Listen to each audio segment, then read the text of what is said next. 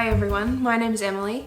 Today I'm going to be talking about the top 5 cross-stitch mistakes that you can make. Now, I've made all of these mistakes myself, so that's how I know. I've been cross-stitching for about 2 years now, and I've made all of these in the past couple of years. So I'm going to tell you a few of the things that I've learned while cross-stitching. So number 5 I'm going to start off with is using the wrong number, using the wrong number of strands in your floss. So I've got my embroidery floss here. I've wound it onto a bobbin, as you can see. It's DMC, and focus. Oh well, it's comes in 6 strands, and you only need to use 2 of the strands most of the time. So your pattern will specify how many strands you need to use.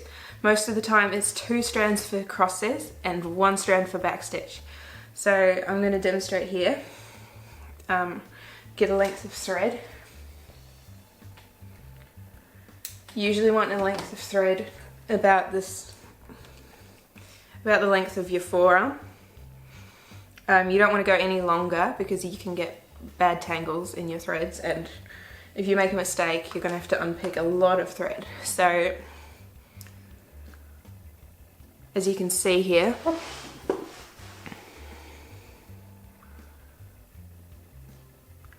it's divided into,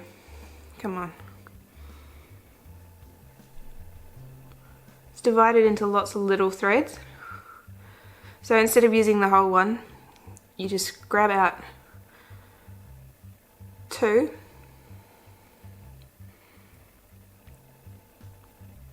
and unwind them from the others.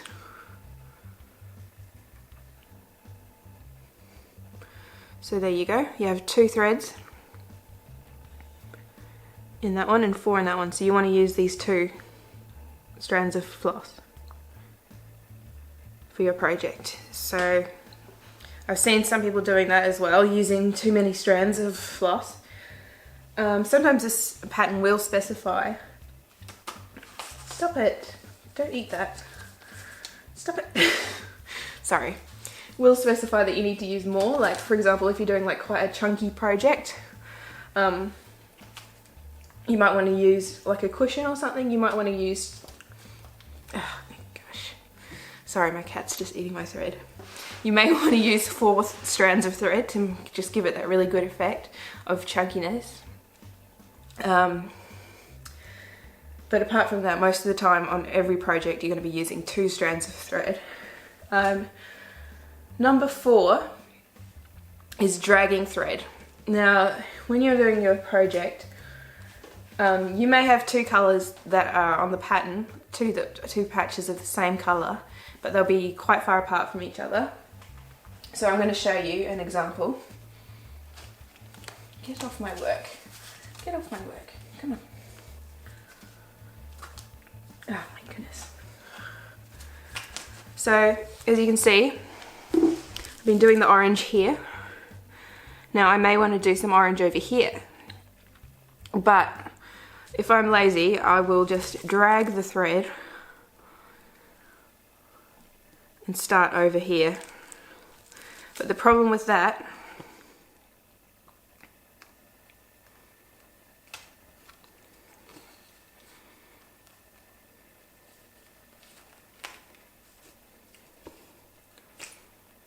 is, 1, you're going to end up with a very messy project with it all by the time you've done it all, and 2, you can see it through the front of the project. So if you're doing a dark colour, you can see there that it's showing through to the front of the project, which is not what you want. Now, I've done these little squares in the middle of these flowers here, and I've dragged those, but those are very, very short distances, and I've done the yellow first, so the orange isn't going to show through underneath the yellow. Yeah, so you don't want to do that.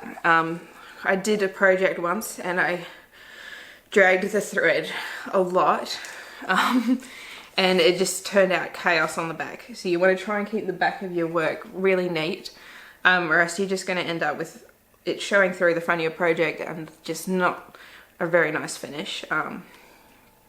So yeah, I'll just undo this. Number 3 is not keeping your hands clean while you're stitching. So I know you might think that your hands are clean and you go to pick up your work and you haven't done anything, but the oil off your hands can make a big mark on your project. So for example, once I was working through it in a hoop and I was holding the edge of the hoop like this, and just where I was holding it, the oil off my hand made a big mark on the project. And even though I washed it when I finished, you could still see hoop marks just from where I was holding it. So you need to always wash your hands first before you touch your project, especially if it's white. It's just going to show up. You're not going to be able to wash it out as well as you would like. So you need to always keep that in mind, and just definitely do not eat near your project. I've done that one. I've dropped a tiny shard of chocolate onto my project before, and I have a brown stain on my project. So that is also not what you want on a cross stitch project. Number 2 is not starting at the center of your fabric. So you need to make sure at the start that you have an adequate sized piece of fabric. Once you've done that, also make sure you've got enough room around the edges for the frame. So you're going to want to wrap your project around the back of a mount board when you've finished.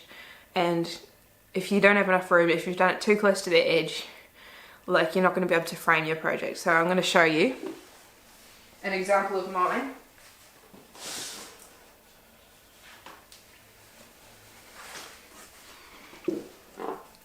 So this one is way too close to the top. And it doesn't look that close, but it actually, if you exclude this bit here, it's very close to the top, and it's going to be difficult for me to frame. So that's not what you want. You also want to start at the center of your project, because you could run out of fabric if you start at the edge. So you don't know, you may estimate how much edge you're going to have by calculating it, but you might just run off the edge of the page when you get to the end, which is definitely not what you want. So what you do is, you see your chart here has 2 lines, and they mark the center of your project, which most charts will have. And then you fold your fabric in half and in half again, and just mark where the middle of the fabric is with your needle. And then you can either count out to where you want to start, or just start right there in the middle. So that's definitely the best way.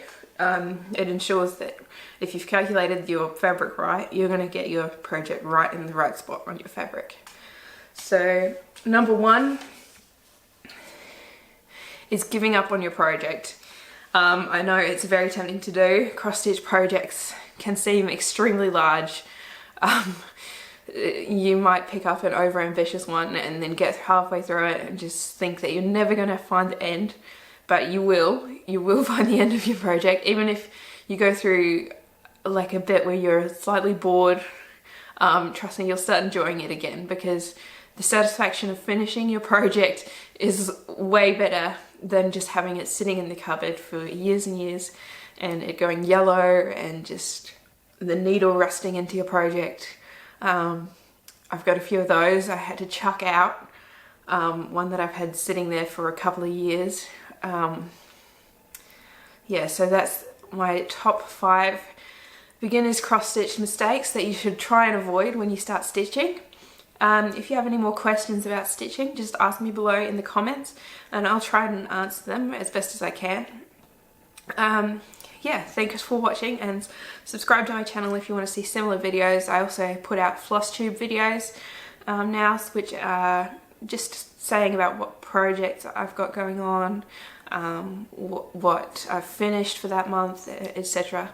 So yeah, if you're interested in that, you can watch my floss tube videos, and I'm going to try and make a few more tutorial videos as well. So I hope you've enjoyed this video, found it helpful, and see you next time.